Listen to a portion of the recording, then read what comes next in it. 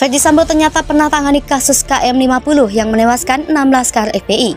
Hari ini sudah didiskusikan banyak tuntutan dari masyarakat untuk membubarkan apa yang disebut dengan Satgasus Merah Putih. Ini yang menjadi catatan saya, bahwa di dalam kepolisian diduga terdapat geng mafia yang memiliki kekuasaan yang cukup besar atas kewenangan yang diberikan, tetapi kemudian wewenangan tersebut disalahgunakan. Mafia itu kalau melakukan kejahatan, selain melakukan kejahatannya itu sendiri, yang kedua juga membersihkan jejak-jejak kejahatan. Maka menurut saya supaya tidak jadi bunker ya Satgasus, atau mungkin kalau di situ ada namanya tadi criminals in uniform, itu mesti harus dibersihkan dulu. Dan Satgasus ini ya itulah konon katanya ini diisi orang-orang penting yang ada di kepolisian untuk menangani kasus-kasus besar yang menjadi perhatian masyarakat, tapi ternyata ada permainan, disinyalir begitu. Maka kasus ini rupanya bukan sekedar drama tentang perselingkuhan, tapi juga drama tentang penegakan hukum di Indonesia. Jadi Kapolri sudah harus betul-betul melakukan tindakan itu. Kalau misalnya tidak mampu, ya lebih baik Kapolri mengundurkan diri biar diganti oleh Kapolri yang baru gitu ya. Kapolres Jakarta Selatan diberhentikan, Kapoldanya sekaligus, Kapolrinya mundur kalau nggak mampu. Nah ini sudah 1 bulan saya kira.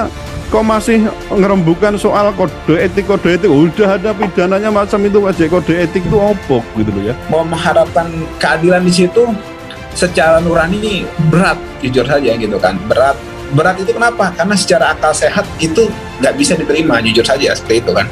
Dan juga secara fakta demikian juga. Mau bukti ya kayak 50 itu buktinya kan begitu. Kalau terjadi pembusukan pada kasus ini berarti apa? Penegakan hukum di masa lalu sekarang itu tidak beda jauh dengan apa yang sekarang terjadi. Maka ini saya katakan sebagai batu uji ya kualitas penegakan hukum bagi Kapolri Pak Sigit.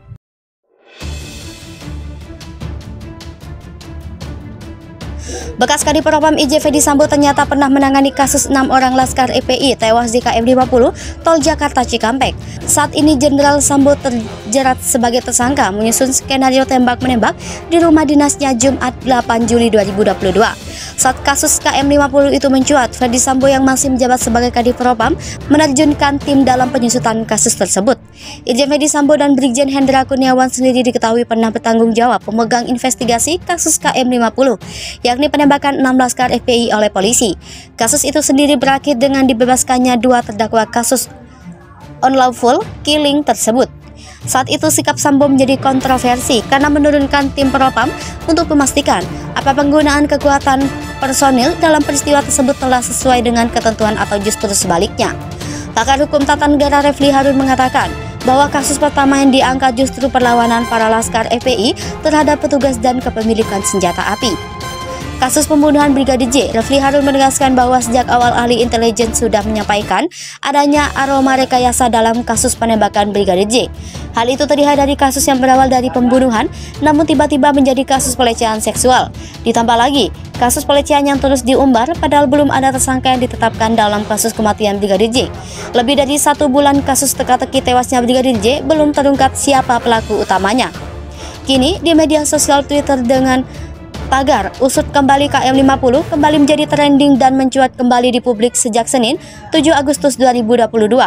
Berdasarkan tagar tersebut, warganet mengaitkan kasus penembakan Brigadir J dengan tragedi KM50 yang sama melibatkan pihak kepolisian. Petunjuk motif Ferdi Sambo bunuh Brigadir J, ahli singgung harga diri seorang laki-laki, ada clue dari pernyataan Mahfud MD dan Kapolri Jenderal Listio Sigit Prabowo. Petunjuk terkait motif pembunuhan Brigadir J atau Brigadir Nofriansah Yosua Huta Barat disuarakan Kepala Puskesmas Universitas Bhayangkara Hermawan Sulistyo. Hermawan menyebutkan ada clue atau petunjuk tentang motif mantan Kadif Propam Irjen Ferdi Sambo dalam kasus tewasnya Brigadir J. Ia menjelaskan petunjuk ada di balik pernyataan Kapolri Jenderal Listio Sigit Prabowo dan pernyataan Menko Polhukam Mahfud MD tentang penetapan Irjen Ferdi Sambo pada Selasa 9 Agustus 2022.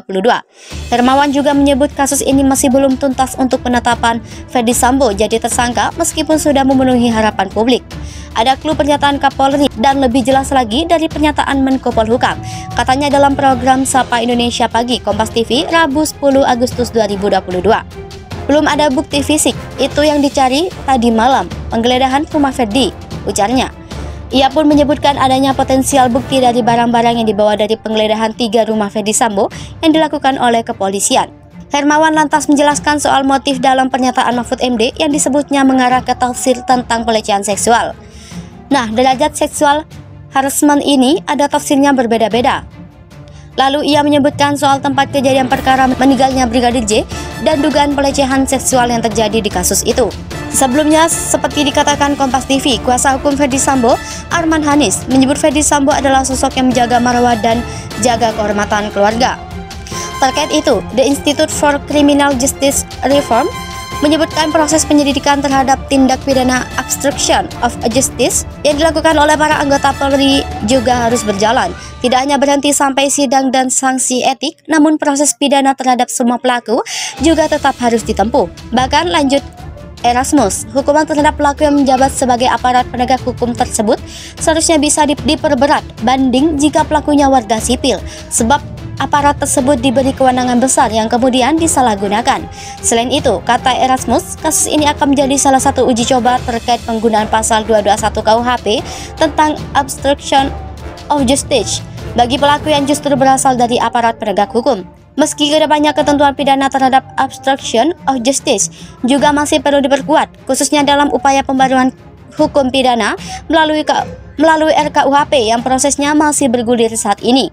Karena itu, kata Erasmus, pihaknya merekomendasikan beberapa masukan terkait kasus kematian Brigadir J. Pertama, Kapolri Listio Sigit Prabowo melakukan proses pidana terhadap semua pelaku obstruction of justice yang terlibat dalam proses pengusutan kasus pembunuhan terhadap Brigadir J. Kedua, ICJR meminta Presiden dan DPR segera merancang adanya mekanisme pengawasan yang lebih efektif dan independen terhadap proses penyidikan oleh polisi ke depan. Hal itu untuk mengantisipasi jika terjadi kasus-kasus yang melibatkan adanya konflik, kepentingan dan relasi kuasa di tubuh kepolisian. Kemudian rekomendasi ketiga, Erasmus mengatakan dalam proses penyusunan RKUHP saat ini perlu lebih tegas untuk mengatur pasal-pasal pidana tentang obstruction of justice, termasuk memastikan adanya pidana untuk rekayasa kasus dan rekayasa bukti, hingga mengatur pemberatan hukuman khususnya bagi pelaku pejabat atau aparat penegak hukum. Rekomendasi terakhir, kata Erasmus, pihaknya meminta Presiden dan DPR untuk segera mendorong adanya perubahan RKUHP. Hal itu untuk memastikan adanya pengawasan dan kontrol yang lebih efektif terhadap kewenangan dan perilaku polisi dalam sistem peradilan.